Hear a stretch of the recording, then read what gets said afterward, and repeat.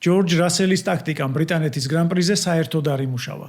მაგრამ მიღებული აზრისგან განსხვავებით ვიტყვი, რომ სარბოლო თვალსაზრისით ის მომგებიანი, თუმცა სარისკო იყო, მაგრამ არ იმუშავა რასელისგან დამოუკიდებელი მიზეზების გამო.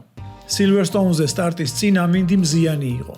ტრასის სარბოლო ტრაექტორიის უმეტესი ნაწილი იყო მშრალი.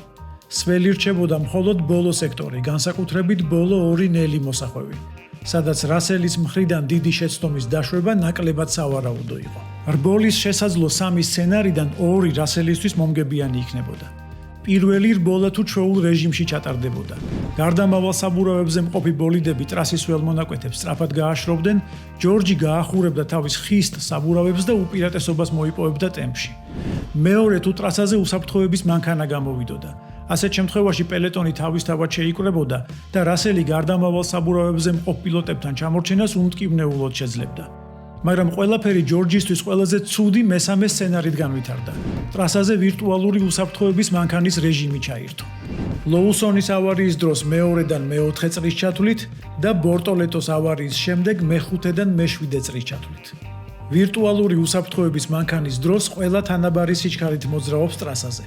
ბოლიდები არ დადიან საკმარისად სწრაფად, რომ სველი მონაკვეთები გაშრეს, ხოლო საბურავებში ტემპერატურა ეცემა.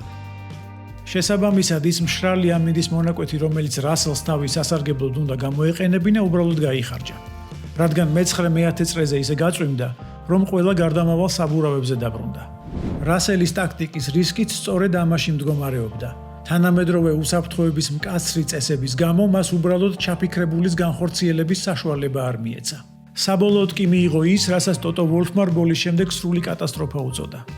თქვენც დაგვიწერეთ კომენტარებში, რას ფიქრობთ რასელის ტაქტიკის შესახებ. ეს პადოკის ისტორიებია, ჩვენ ფორმულა 1-ზე ვსაუბრობთ დროებით.